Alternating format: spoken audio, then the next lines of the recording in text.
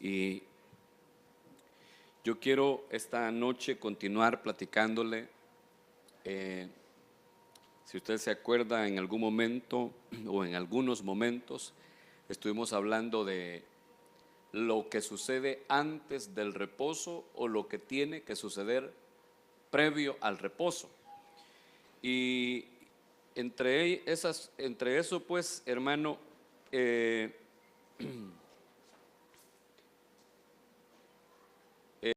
explico, tenemos en Génesis capítulo 1, verso 2, el estado que tenía la tierra antes de que Dios la llevara al reposo. Inmediatamente después del verso 2, en el verso 3 del capítulo 1 de Génesis, comienza Dios un proceso con la tierra de 7 días hasta que la tierra llegó a estar completamente restaurada y llegó a estar en un estado de reposo. La tierra hemos enseñado que es figura de nosotros, porque usted y yo fuimos hechos del polvo de la tierra, y lo que ahí dice el verso 2 es nuestra vida. Así estaba nuestra tierra antes de conocer a Cristo, antes de que llegara la luz del Evangelio en nuestras vidas. Así como dice el verso 2 de Génesis 1, y la tierra estaba sin orden y vacía, y las tinieblas cubrían la superficie del abismo, y el Espíritu de Dios se movía sobre la superficie de las aguas. Usted puede notar acá que son por lo menos tres situaciones difíciles en la vida nuestra antes de conocer a Cristo: desorden, vaciedad y tinieblas. Pero en su misericordia, hermano, la Biblia dice que el Espíritu de Dios se movía alrededor de las aguas, es decir, alrededor del caos, del desorden, de las tinieblas que usted y yo pudimos tener. El Espíritu Santo incubaba alrededor nuestro, buscándonos, llamándonos. Y lamentablemente, como cuando uno viene a Cristo, pues no cambian las cosas de la noche a la mañana, sino que es un proceso de restauración en el que nosotros entramos y somos sometidos pues a ese proceso del primer día, el segundo día, el tercer día, hasta llegar al séptimo, es decir, hasta llegar a ser perfectos. ¿Cuántos están aquí? ¿Me está bien?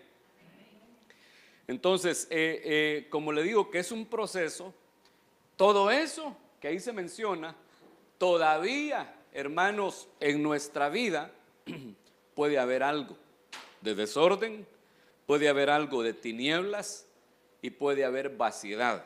Acuérdense que el Señor enseñaba y decía que cuando un espíritu sale de una casa, se va a buscar reposo a los lugares secos, y al no hallarlo dice que regresa a la casa de donde salió, hablando de un cuerpo pues, y cuando la encuentra ordenada, limpia y vacía, entonces dice que regresa con otros 7 espíritus, y el postrer estado de aquella casa viene a ser peor que el primero. ¿Por qué? Porque es una casa vacía, que a lo mejor se ordenó, se limpió, pero se quedó vacía. Entonces la vaciedad es un problema que lo vamos a platicar al rato también en un tema más adelante. Yo quiero continuarle hablando del desorden, de la falta de orden en nuestra vida, y como hoy es de familia, pues lo vamos a continuar aplicando a la familia. Digo continuar porque ya platicamos una vez de ordenar la casa, porque Isaías 38:1 dice: y en aquellos días Ezequías cayó enfermo de muerte, y vino a él el profeta Isaías, hijo de Amós, y le dijo: así dice el Señor, pon tu casa en orden, porque morirás y no vivirás. Pon tu casa en orden, le dijeron a este a este rey, hermano, un mensaje terrible de parte de Dios, que obviamente deja ver que él tenía su casa desordenada, porque si lo hubiese tenido ordenada, no le habría mandado a decir: Dios, pon tu casa en orden, porque te vas a morir. Y yo le decía en aquella ocasión que a lo mejor este rey Ezequías tenía ordenado todo el estado de Israel, porque era un gobernante, a lo mejor. Sin embargo, su casa la tenía desordenada. Y entonces, en ese sentido, usted y yo tenemos, hermanos, que abrir nuestros oídos para oír la palabra de Dios, oír lo que Dios dice, y tendríamos nosotros también que abrir nuestros ojos para poder mirar aquellas situaciones en nuestro hogar que puedan estar desordenadas, aquellas cosas que en nuestra casa, hermanos, carecen de orden. Es necesario que por la revelación del Espíritu Santo nosotros podamos mirarlo, no solamente, hermano, aquello que está desordenado físicamente, sino que principalmente aquello que puede estar desordenado espiritualmente hablando. Entonces fíjese que hay muchas cosas que usted y yo tendríamos que ordenar, que poner en orden. Acuérdese que en el libro de Cantares se dice que la iglesia es hermosa, imponente, como ejércitos en orden. Como iglesia nosotros tenemos que ordenarnos en muchas áreas.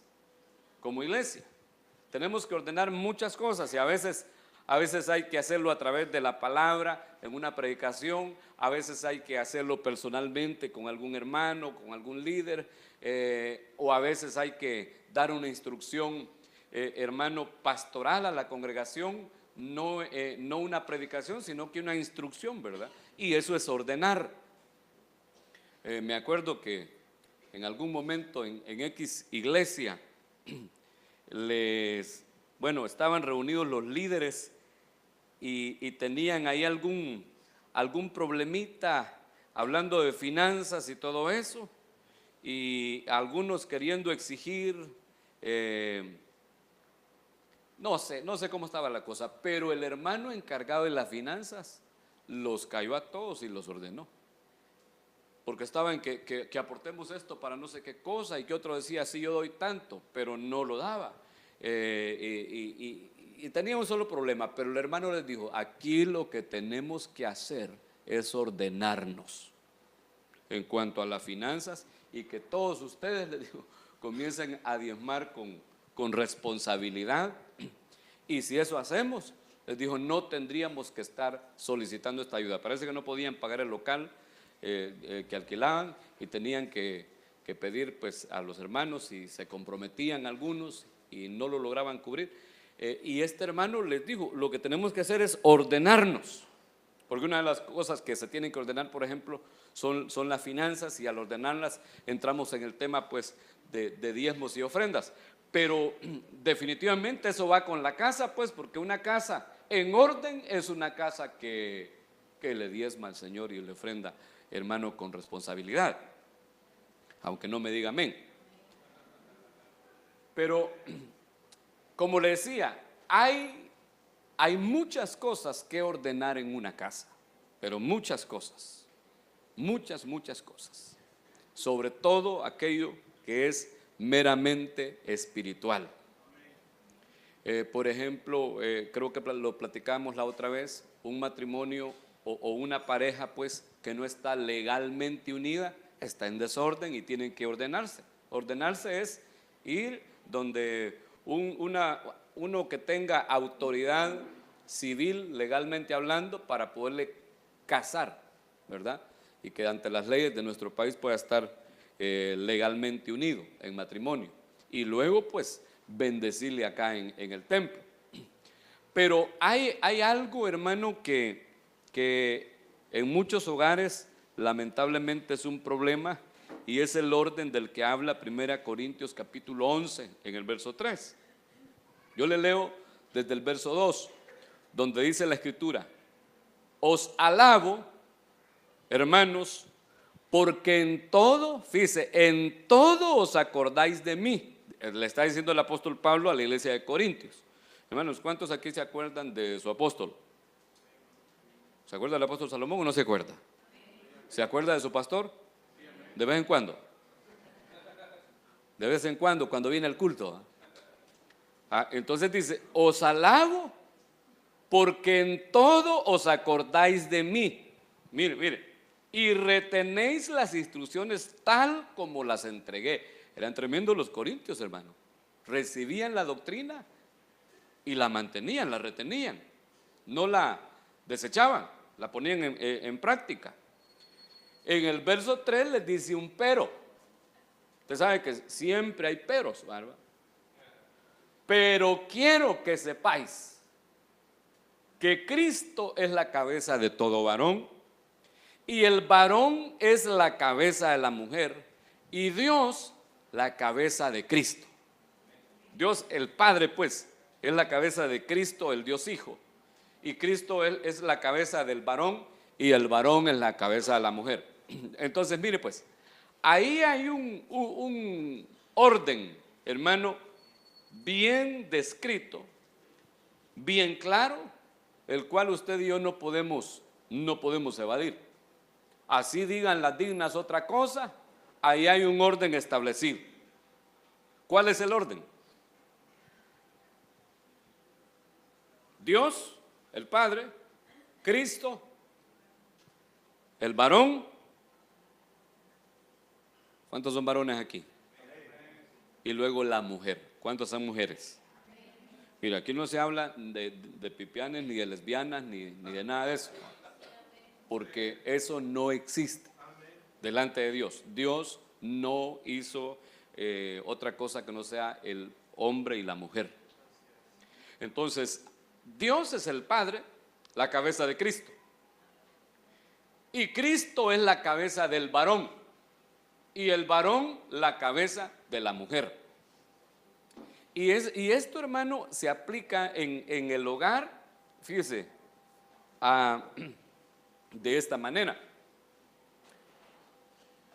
Ay, Señor bendito. Es que aquí entramos, hermano, en el tema de la sujeción, pues.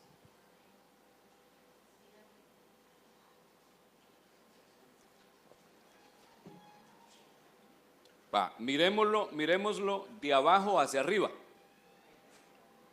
Ya lo vimos de arriba hacia abajo. Dios, Padre, cabeza de Cristo, el Dios Hijo. Cristo, cabeza del varón. Y el varón, cabeza de la mujer. Cuando hablamos de cabeza es que él dirige, tiene liderazgo.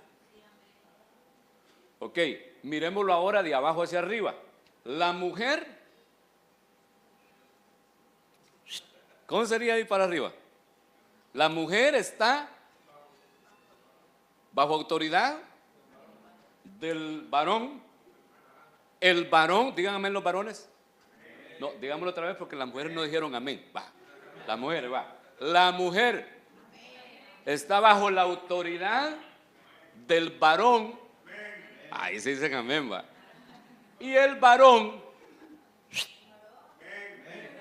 Señor bendito, está bajo la autoridad de Cristo. Usted tenga fe, hermana, que el varón está bajo la autoridad de Cristo. Y Cristo está bajo la autoridad del Padre. Y eso no lo podemos discutir, porque usted sabe que Él le dijo al Padre: si es posible, pasa de mí esta copa, pero que no se haga mi voluntad, sino la tuya. Cristo está bajo la autoridad del Padre, la autoridad de Dios. Entonces, esto, hermano, es definitivamente un orden que tenemos que seguir y que tenemos que respetar. Y mire pues, cualquier situación que rompa este orden, hermano, echa a perder lo que Dios estableció para que un hogar sea gobernado, hermano, de acuerdo a la voluntad de Dios. Porque le pregunto, ¿quién es la autoridad en una casa? ¿Ah? Chuchachero. Es que como es mi ayuda idónea, hermano. Definitivamente la gente dice: ¿quién manda en la casa? El hombre. No. Según ese orden, quien manda en un hogar es Dios, el Padre.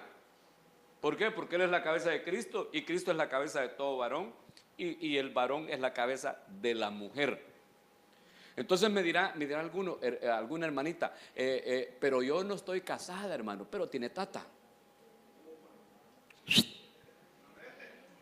Cipotas solteras, ¿tienen papá, sí o no? Si tiene papá, usted está bajo la autoridad de su papá. Ah, no, pero no tengo papá porque murió cuando yo nací o se fue y no lo conozco. Entonces aquí, como dijo el japonés, aquí estoy yo. Usted está bajo la autoridad del pastor. Y aquellas viejas, hermanas, aquí todas están casadas, ¿va? Aquellas hermanas que están solteras porque se le murió el marido o porque se divorció o qué sé yo por qué, pero que está en una situación de soltería, pero ya es una mujer adulta, que ya no está bajo autoridad de padre, pues también el ministro es la autoridad suya. Y en cuanto a los hermanos, a los varones, digan un buen amén los varones. Estar sujeto a Cristo definitivamente es estar sujeto a la autoridad que Él ha delegado también en la congregación. Es decir, sujeto a las coberturas espirituales que Dios ha puesto sobre nosotros. Las hermanas dicen amén, les estoy diciendo a los varones. No se oye. No se oye, padre, diga usted. Entonces, ese orden, fíjense pues, hay mucho hogar cristiano, pero ese orden establecido por el Señor se ha perdido. Porque hay hogares, hermanos, que no los gobierna Dios, pero son cristianos, ¿cómo le digo? Pues, son cristianos evangélicos, van a una iglesia, pero bueno, y algunas hermanitas hasta usan velo todo el tiempo, porque aquí las hermanas usan velo, pero solo, como dice la Biblia, en ese mismo pasaje que leíamos, solo para adorar al Señor, para orar y para profetizar. Y así lo dice la Biblia, no dice que lo use todo el tiempo, ¿verdad? Como que tuviera dolor de cabeza, ni dice que tiene que ser blanco, sino que solamente dice que debe tener señal de autoridad por causa de los ángeles, señal de autoridad sobre su cabeza por causa de los ángeles. Eso usted sabe que es un misterio, ¿eh? Y al rato lo vamos a abordar en un culto, el tema del velo, para que también salga por la televisión y que los que nos oyen por la televisión pues reciban la instrucción de la palabra, porque hay mucha gente que usa velo y ni siquiera sabe por qué ni para qué. Y dicen es que hay que tener la señal de autoridad y piensan que ellas tienen autoridad sobre los demás solo porque tienen velo. Y lo peor, como dijo la chumpa, es que de repente con el velo puesto, hermano, pero bien insujetas las viejas. Y el velo ahí blanquito, va, según ellas. Y hasta insujetas con el marido, con el ministro en las iglesias donde están, lamentablemente. Ahí se rompe el orden. Y mire hermano, una casa que no tiene ese orden es una tierra que está como en Génesis 1:2, desordenada y en tinieblas. Una casa que no tiene ese orden. Y entonces hay alteraciones, hermano, a ese orden que Dios ha establecido. Por ejemplo, un hogar donde las decisiones las toman los hijos no está en ese orden, porque en ese orden no aparecen los hijos. ¿Dónde estarían acá los hijos? Si le ponemos aquí al varón esposo y a la mujer esposa, los hijos estarían abajo, ¿verdad? Entonces, no pueden ellos usurpar la posición del varón, porque si la usurpan, están usurpando incluso la de Cristo y la de Dios. El problema es, hermano, que uno bien fácil hace la voluntad de los hijos. Fíjense, pero bien fácil lo van ellos dominando a uno. Y hay que tener pues nosotros cuidado y pedirle a Dios que nos dé siempre la gracia y la revelación, sobre todo a los que somos padres de familia, también a las madres pues, pero la responsabilidad primordialmente cae sobre el padre de familia, para que podamos guiar a nuestros hijos, hermano, con la revelación del Señor y corregirlos, hermano, como Dios manda, pues, que tenemos que instruir a nuestros hijos y obligarlos a muchas cosas que ellos no quieren hacer, pero que son buenas, como por ejemplo congregarse. Ah, no, hermano, es que eso es personal y eso es voluntario. Con que le cuesta a usted, que es adulto, venir al culto y que no tiene PlayStation, y aunque tiene ya no juega porque nunca aprendió, y ahora estos hipotes, ¿sí o no? Mire cuántos lugares vacíos hay. Si nos cuesta a los adultos, que se supone que ya somos responsables de nuestros propios actos, ¿cuánto más les va a costar a los muchachos? Entonces hay cosas en las que hay que obligarlos, y no estoy de acuerdo con lo que dice la ley Lepina, porque esa ley Lepina, hermano, yo sé que más de algunos se van a enojar conmigo, pero esa ley Lepina hasta le piña, hermano, a los niños, a los varoncitos, les promueve ese tipo de cosas. La ley Lepina dice, por ejemplo, que no se puede obligar a un niño a practicar una religión. ¿Y por qué no? Si ellos no tienen poder de decisión, por eso se les pone un tutor, hermano, a un niño que queda huérfano hasta los 18 años, un tutor legal por cuestiones de herencia y todo eso. ¿Por qué? Porque se supone que no tiene poder de decisión. Entonces, en cuanto a las cosas espirituales, que me perdonen, que me disculpen, pero ahí sí yo tengo que obligar a mis hijos. Nadie dice amén, ¿va?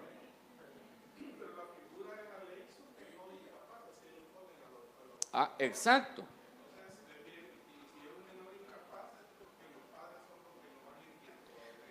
Exactamente. Y claro, pues, y cuando ellos hablan de religión, pues estamos hablando de lo espiritual.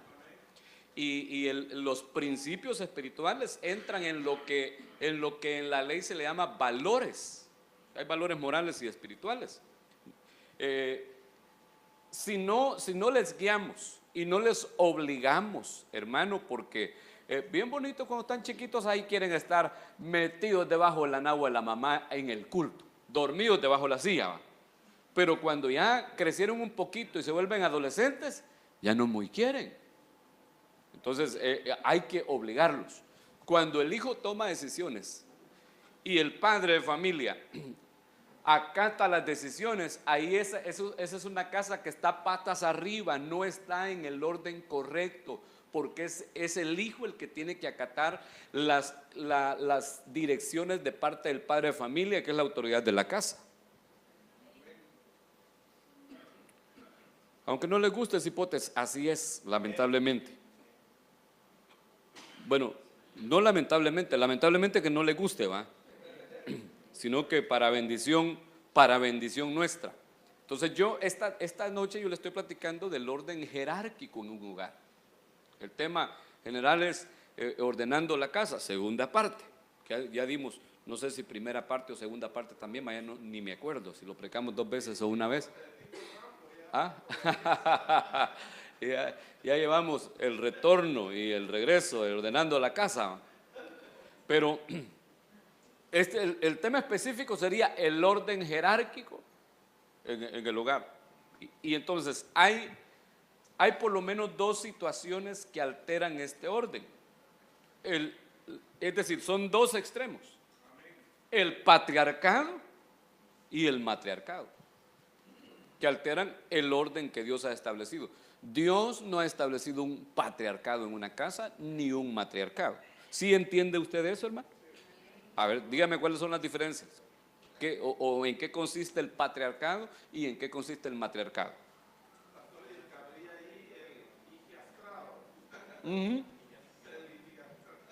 Sí, cabría también el higiastrado, pero como no está así como tipificado, ¿va? No lo agregamos, pero ya se lo mencioné. Ya le mencioné los hogares donde los hijos toman las decisiones. Pero el patriarcado y el matriarcado definitivamente se oponen al orden que Dios ha establecido para un hogar restaurado, pues. Ahora, ¿En qué consiste el patriarcado? O mejor le voy a preguntar primero, ¿en qué consiste el matriarcado? La mujer manda, ¿ah? Algo así como Coco. ¿No vio la película, va? Ajá, la mujer manda, ella toma todas las decisiones y ahí no tiene autoridad nadie más, sino que la matriarca. ¿Y el patriarca? Es todo lo contrario, amén.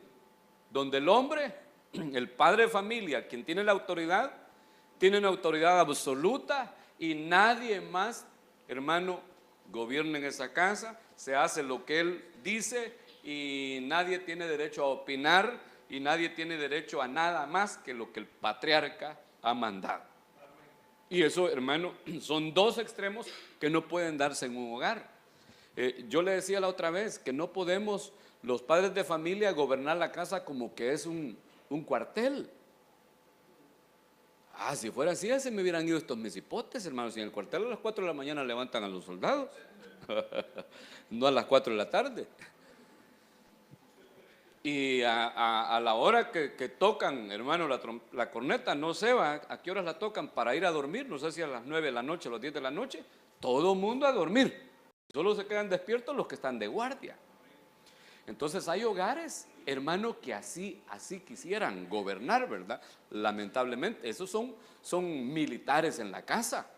Y se volvió un patriarca, pues, porque el militarismo es una línea, hermano, de autoridad verticalista, ¿sí? Donde hay rangos y lo que dijo fulano, según el rango que tenga, lo respeta el que está más abajo y el que está más abajo y el que está más abajo.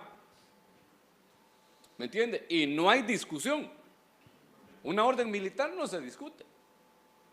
Entonces, si alguien gobierna la casa de esa manera, porque hermano, no se trata de que se va a tomar una decisión en un hogar, por ejemplo, y que no va a poder opinar nadie.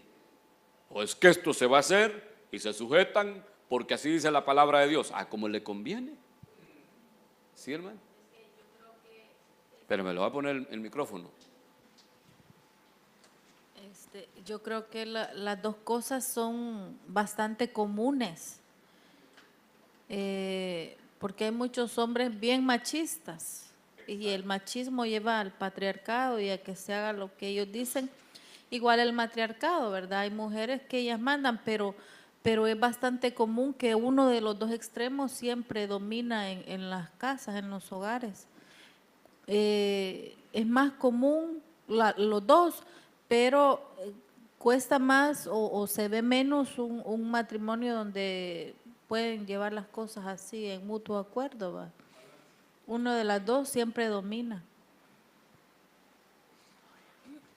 Amén.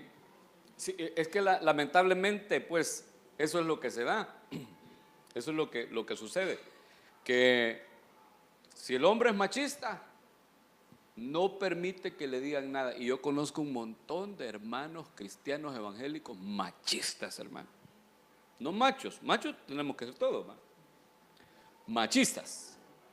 Es decir, que tienen esa cultura de que porque son hombres, ellos tienen que mandar en la casa, hermano, y no es así la cosa. Mire, tener la autoridad de la casa no significa que, y ser el líder de la casa, pues ser la cabeza del hogar, no significa que es el general de la familia, que es el coronel de la familia, y que todos le van a decir así, va, Mico, coronel, a ver, Mico tal vez va. No es así la cosa. Entonces el machismo, como decía mi esposa, lleva al patriarcado, a gobernar una casa de esa manera. Y el feminismo lleva al matriarcado. Y como decíamos, los dos extremos son malos. Y mi esposa decía que son bien comunes. Es raro el hogar que vive un mutuo acuerdo, hermano, así bien bonito. Es raro el hogar, pero muy raro. Lamentablemente, muy raro. ¿Por qué? Porque poco, si usted se ha fijado, poco se enseña en las iglesias de esta temática. A ver, ¿cuántos de ustedes fueron a una iglesia diferente a esta antes de venir aquí? Dígame un amén. Ahora, dígame un buen amén si le enseñaron alguna vez sobre este tema en alguna iglesia antes de venir aquí. ¿Va que no? Ese es el problema. Por eso es que cuesta, hermanos, que el gobierno de la casa se mantenga en orden en las familias. Porque no hay mucha enseñanza en las congregaciones, y los ministros, muchos ministros pues se dedican solo a predicar y otros solo a zamanguear, ¿verdad? Es decir, a administrar a la gente y que la gente llore y todo eso, y piensan que eso es todo, y lamentablemente no es así. Y yo sí estoy de acuerdo y le pido a Dios que lo quebrante a usted, pues, pero ese no es mi objetivo principal, sino que, es decir, yo ponerlo a chillar, pues, porque entonces tendría que manipularle para que usted llore, y no va a llorar, hermano, porque Dios lo quebrantó, sino porque yo le dije alguna cosa que lo hizo llorar. ¿Me entiende? Entonces la iglesia se han dedicado a esas cosas y no a enseñar la palabra de Dios, y por eso hay un montón de hogares patas arriba, hermano, es decir, desordenados, pues, desordenados en cuanto al orden jerárquico. Entonces los dos son extremos, hermano, que tenemos nosotros que evitar, pero imagínense, los dos le hacen mucho daño al hogar, a los hijos, porque acuérdense que los hijos son hermanos formados en el hogar primordialmente, y son formados y enseñados por aquello que miran en el matrimonio de sus padres. Aquel hijo que mira que la mamá es la que gobierna, aquella hija que mira que la mamá es la que gobierna, ambos llevan ese estigma ya en su corazón, en su alma, en su mente, y cuando ellos tengan un hogar, lo van a querer gobernar de la misma manera que ellos vieron que se gobernaba el hogar paternal o maternal, y no van a saber, hermanos, romper con esa maldición. Fíjense que eso es bien tremendo, pues, porque una señorita que crece en un matriarcado, ella piensa que ella va a ser la cabeza del hogar cuando ella se case. Y el hijo que crece en un matriarcado igual, piensa que cuando él se case, lo que tiene que hacer es someterse a la autoridad de la mujer. Qué tremendo, hermano. Y ahí se va haciendo una cadena de desorden que cuesta, hermano, pero cuesta romperla. Me acuerdo de un testimonio de un profeta que dice que lo buscó un día un pastor. No recuerdo bien la historia, pero lo que me acuerdo se lo voy a contar. Y el pastor llegó con el profeta y le dijo: hermano, yo tuve un sueño y quiero que usted me diga algo, porque yo no lo entiendo. Soñé, le dijo, que me estaba bañando, y cuando salí del baño me vestí para irme para la iglesia, y me puse uno de los vestidos de mi esposa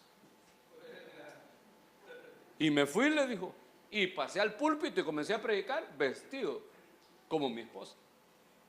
No lo entiendo, no sé qué pasa, qué raro me siento. Y le dijo el profeta: ¿quieres la interpretación? Pues si para eso vengo. Tú estás gobernando la iglesia con vestido femenino. ¿Cómo? La que gobierna la iglesia es tu mujer, no eres tú. Pero qué terrible, va. O sea que era una Jezabel la que había en esa iglesia. Entonces te tienes que despojar de ese vestido, le dijo el profeta, y te tienes que poner los pantalones literalmente, amarrártelos, y que esa vieja haga lo que vos decís, no lo que ella quiere, y que en la iglesia se haga lo que Dios te dice que hagas, no lo que tu mujer quiere que hagas. Es terrible. Mire cómo le habló Dios a ese tipo, de esa manera. Yo no he soñado eso, hermano. Y que Dios nos ayude, que Dios nos guarde, ¿va? Que Dios nos permita seguir adelante sirviéndole al Señor de una forma ordenada. Pero mire, hermano, yo me quiero enfocar esta noche en el matriarcado, y le prometo que después vamos a platicar del patriarcado. Amén, dicen las hermanas. Porque fíjense que hay varios casos, de ambos hay casos en la palabra de Dios. Pero las mujeres tienen distintas formas de manipular. Mire pues, las mujeres tienen distintas formas de manipular. Yo no he aprendido a usar bien esta aplicación, estoy usando otra aplicación y no he aprendido a usarla bien. Pero no sé cómo se lo explico. Hay mujeres que gobiernan, pero solapadamente, pero gobiernan al marido. Lo hacen para allá y para acá. Y dicen, es cierto que él es la cabeza, pero yo soy la nuca. Y lo hago para donde yo quiero. Y ocupan, ese no es rema, hermano, no lo voy a anotar. Y ocupan diferentes estrategias. Mire, esta mujer, Dalila, uno de sus significados es coqueta. Coqueta, también loqueta, hermano. Y bueno, las mujeres que entran en ese, ¿cómo se le llama? Sería un estereotipo. En ese perfil, va. En ese perfil manipulan al esposo, y no solo al esposo, sino que a todo mundo, con la coquetería. Fíjense. De esa manera, ellas, si están en un ambiente de trabajo, con la coquetería manipulan al jefe y manipulan a todos los demás. Con la coquetería. Si están en su casa, lo mismo hacen con el marido. Y si están en una iglesia, lo mismo quieren hacer con los líderes en la congregación. Aquí no hay, gracias a Dios, hermano. Renunciamos a eso en el nombre de Jesús. Pero dice Jueces 16:16, y aconteció que presionándole ella cada día con sus palabras e importunándole, su alma fue reducida a mortal angustia. ¿El alma de quién? El alma de Sansón, que era el novio de Dalila. Dice que esta mujer no solo lo manipulaba con su coquetería, sino que también dice que lo presionaba con sus palabras, importunándole, hermano, día con día y a cada rato. Mire, ¿cuál era el problema por el que se quejaba Dalila con Sansón? ¿Qué era lo que ella quería? El secreto de su fuerza. ¿Qué es lo que usted quiere saber, hermana, de su marido? ¿Cuánto gana? Y lo importunaba con sus palabras hasta que el alma de Sansón dice que fue reducida a mortal angustia. Hermano, estamos hablando del hombre más fuerte que ha existido en la historia, hermano, que no es ni Tarzán ni Hércules, sino que Sansón. El hombre más fuerte físicamente que ha existido. Dice que su alma fue reducida a mortal angustia por esta mujer, hermano, que se pasaba solo chillándole, va. Es que vos no me querés. Sí, yo te amo, le decía, que yo te quiero. No, no me querés, porque si me quisiera ya me hubieras dicho. Y la otra vez me dijiste y no era cierto. Me mentiste. Y eso es traición. Y hermano, y todos los días, y a cada rato, y a cada rato, y a cada rato. Y que me tenés que decir esto, que me tenés que decir lo otro. Y mira, ¿para qué te llamó el pastor aquel día? ¿Qué te quería decir? ¿Qué fue lo que te dijo? No me dijo nada. No, es que vos no me tenés confianza. Es que vos pensás que yo soy chismosa, hermano. Dios mío, mire. ¿Sabe qué le faltó a Sansón? Darle veneno a esa vieja, física. Pues sí, porque ella le dio a él, ¿verdad? Ella le cortó la cabeza al pobre Sansón, manipulando con sus lloriqueos. Mire, hay mujeres que manipulan de esa manera, fíjese, llorando. Cualquier parecido, hermano, es revelación. Mire, hay mujeres que por todo lloran y hasta lágrimas le salen y no es de verdad el llanto. Lo que son tremendas actrices, hermano. Y como uno de hombre, va, hermano, cuando ya las ve llorar, le reduce el alma a mortal angustia y dice, está bien pues, está bien, haz lo que querrás. Y ellas están llorando con la mitad del rostro para allá y riéndose con la otra mitad. Mire, qué tremendo. Y eso es una forma de ejercer un matriarcado en un hogar. Amén. ¿O no amén? Mire, voy a continuar porque el tiempo se me está terminando. Aquí, mire lo que sigue diciendo en el verso 19. Y ella hizo que él, Sansón pues, se durmiese sobre sus rodillas y llamó a un hombre quien le rapó las 7 quedejas de su cabeza, y ella comenzó a afligirlo, pues su fuerza se apartó de él. Mire, lo durmió en las piernas.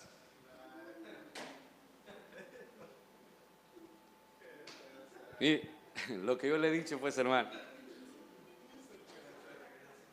Miren, hermanas, dígame amén, hermanitas chulas, hermosas, preciosas. Dígame amén, pues, ¿no son bonitas ustedes? Dios las ha bendecido a ustedes en gran manera. Les ha dado grandes capacidades y una gran influencia sobre el hombre. Ocupen eso bien. Ocúpenlo para edificar y no para destruir. La Biblia dice que la mujer sabia edifica, pero la necia destruye con sus manos su propia casa. Entonces, miren, ocupen esa influencia que pueden tener ustedes sobre el hombre. Ocúpenla bien, no la ocupen mal, porque ustedes tienen la capacidad de hacer que su marido se duerma, pues, fíjense, y cortarle la cabeza de esa manera. Ahí, mire, ella lo despojó de su cobertura, lo despojó del don espiritual que Dios le había dado, le arrancó el ministerio, le destruyó la vida, se la destruyó a Sansón, hermano, esta mujer. ¿Y cómo lo hizo? Lo durmió en sus piernas. Mire, ella, digamos que usó varias cosas. 1, la coquetería. 2, el lloriqueo. Y 3, si lo durmió en las piernas, ¿de qué estamos hablando? La sensualidad.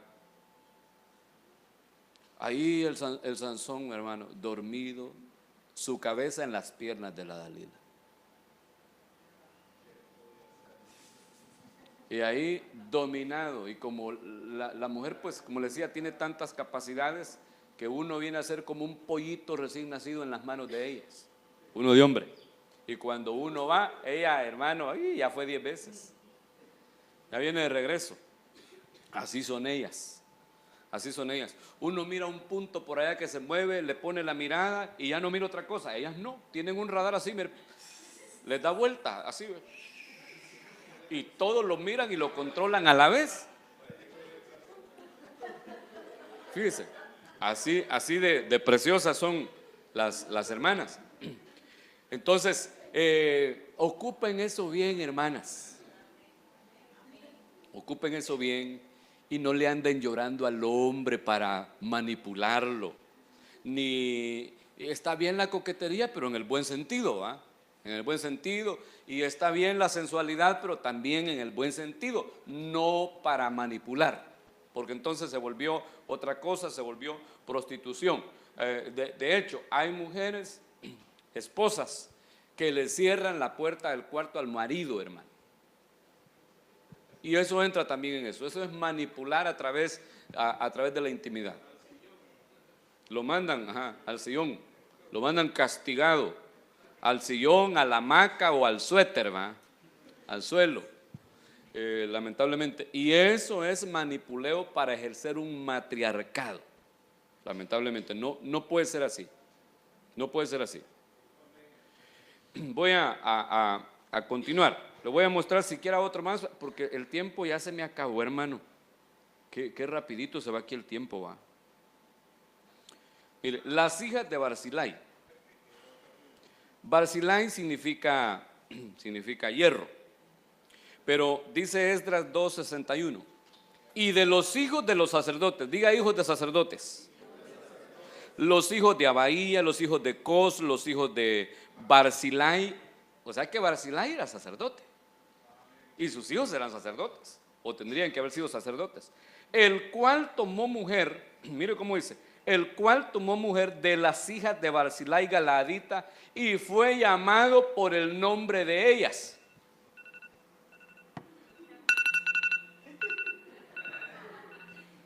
Le gusta oír ese sonidito, ¿va? Allá lo oyó, ahí se acabó el tiempo. Se acabó el tiempo. Ya, así rapidito tocamos este y los demás los vamos a dejar para otra vez. Mire, ¿cómo es eso? A Barzilai le pusieron el nombre ¿de quién? Lo voy a leer otra vez. Los hijos de Barzilai, el cual tomó mujer de las hijas de Barzilai Galaadita y fue llamado por el nombre de ellas. Fíjese, el nombre de Barzilai, pues que era el nombre de las hijas de Barzilai. Ahora el verso 62 dice, estos buscaron su registro de genealogías y no fue hallado y fueron excluidos del sacerdocio.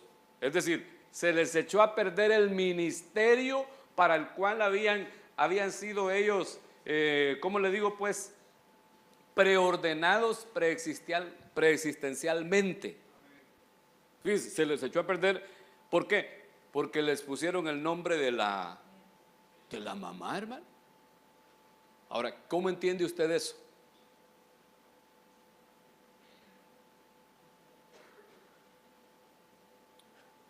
¿De qué habla el nombre en la palabra de Dios? En una persona, ¿de qué habla? ¿Ah? Sí, bueno, su origen, pero habla de su naturaleza, de su origen y de su naturaleza. Por eso es que a algunos en la Biblia se les cambió el nombre. Es exacto, es la identidad. Para nosotros solo es una identidad de nombre, pero en la palabra de Dios, la razón de poner el nombre no es la que utilizamos hoy en día. Hoy en día se le pone el nombre al primer hijo, el nombre del papá, dicen, para que sea perpetuado el nombre. Y hasta hay algunos que está Juan I, Juan II, Juan III y Juan IV. Y otros dicen, no, yo le voy a poner, dice la hermana, el nombre del primer novio que tuve. Chuchachero. ¿Me entiende? La puchica. Barrabás. Entonces, pero en los tiempos bíblicos el nombre, hermano, hablaba de la naturaleza o de la identidad muy individual de aquella persona, pues, por ejemplo, que se llamaba Judá, alabanza. Y por eso a algunos se les cambió el nombre. Por ejemplo, ¿sabía usted que Josué no se llamaba Josué, el conquistador de la tierra prometida? A él Moisés le cambió el nombre, se llamaba Oseas, hijo de Nun. Por eso que aparece Oseas, hijo de Nun, y también Josué, hijo de Nun, y es la misma persona. Bueno, a Juan el Bautista le querían cambiar el nombre que Dios le había puesto. ¿Cuál fue el nombre que Dios dio para Juan? Juan, que significa gracia.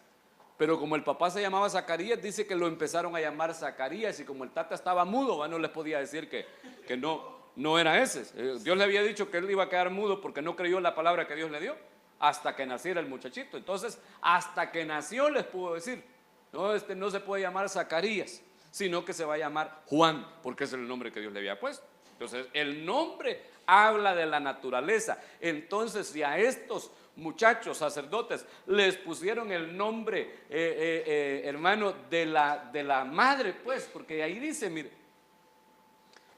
dice que tomó mujer de las hijas de Barzilai Galaadita y fue llamado por el nombre de ellas. Ellas se llamaban Barzilai, que significa hierro. Y así le llamaron a los muchachos, y eso los excluyó del sacerdocio.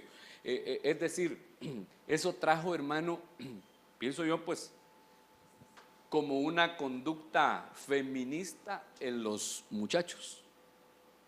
¿Fíjense? Y eso es lo que a veces pasa cuando en un hogar hay un matriarcado. Uno de los problemas que se da es que los hijos, hermano, varoncitos, crecen un poquito amanerados y un poquito amujerados, pues, para que me entienda mejor, afeminados. Acuérdese que afeminado, ser afeminado no es ser homosexual. Hay homosexuales que no son afeminados. Ni se les nota, hermano, que sean homosexuales. Y de hombre no tienen mucho. ¿Va? Y hay otros que tal vez no son homosexuales, pero son afeminados. Y si extendemos un poquito el sentido del término afeminado, un afeminado no es solo uno que se le quiebra la mano para caminar, ¿va? Sino que es uno que no cumple con sus deberes como hombre. Sería un afeminado. Por ejemplo, ¿qué responsabilidades tiene un hombre en una casa? Proveer. Un hombre que no provee para su casa tiene una situación de afeminado. ¿Qué más? Poner reglas en la casa. Sí, es responsabilidad del hombre. Si no hay reglas, si no corrige, también. Entonces, cuando hay un matriarcado, el hijo crece de esa manera, llevando el nombre o la naturaleza de su mamá. Y como es gobernado así como con vara de hierro, ¿va? Entonces se vuelve un poquito afeminado y hasta, Dios mío, hasta hay muchachos que sí se vuelven homosexuales, hermano, cuando crecen solo con su mamá, pues. O donde tal vez hay un hombre, pero el hombre no se pone las pilas como lo tiene que hacer, lamentablemente. Entonces no nos vamos a ir, hermano, al extremo, como decía aquel pastor. En mi casa, decía predicando él, va, yo llevo los pantalones, mi mujer los lleva, pero al lavadero. No nos vamos a ir a ese extremo, tenemos que ser equilibrados. Y ya el tiempo se me terminó, pues, porque tendría que, además de hablarle de otros casos de matriarcado, decirle cuál es el antídoto del matriarcado. ¿Cuál sería el antídoto del matriarcado? Miren, me faltan estos, aquí estamos, miren, en ese que está con rojito, me faltan por lo menos 3 ejemplos más, 4 ejemplos más, 5 ejemplos más, y luego tendríamos que hablar del antídoto contra el matriarcado. El antídoto contra el matriarcado es la sujeción. Fíjese, otro antídoto contra el matriarcado es saber gobernar. La Biblia dice que uno de los requisitos de los obispos es que sepan gobernar su casa, porque a veces la mujer tiene que sobreponerse al hombre porque el hermano no toma la autoridad en el hogar. Y alguien pues tiene que dirigir el hogar. Y otra, hermano, es el mutuo acuerdo. Las 3 cosas son difíciles. Tanto la sujeción como el mutuo acuerdo y como el saber gobernar el hogar. Son difíciles. Pero son los 3 antídotos contra el matriarcado. Si buscamos esa situación, vamos a ir poco a poco venciendo cualquier problema de matriarcado en una casa, es decir, cualquier desorden de autoridad o cualquier desorden jerárquico que esté dándose en un matrimonio. Lo vamos a dejar hasta ahí, póngase de pie y vamos a orar.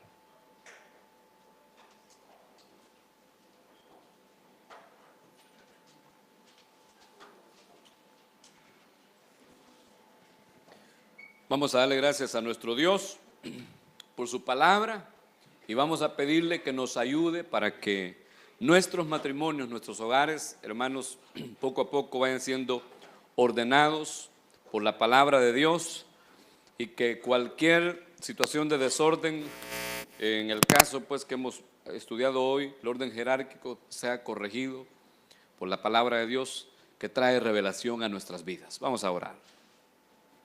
Padre bueno, te damos infinitas gracias por tu enseñanza. Gracias por tus palabras, oh Dios. Te ruego, te suplico por cada hogar, por cada familia, que hoy estamos recibiendo la instrucción de tu palabra.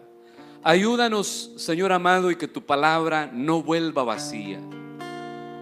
Señor, que tu palabra traiga luz a nuestros hogares, que se encienda, Señor, una lámpara en cada familia para poder mirar, oh Dios, todo aquello que pueda estar desordenado, y que la revelación, la luz de la revelación nos visite, Señor amado, y que podamos, al ser alumbrados, comenzar poco a poco a ordenarnos.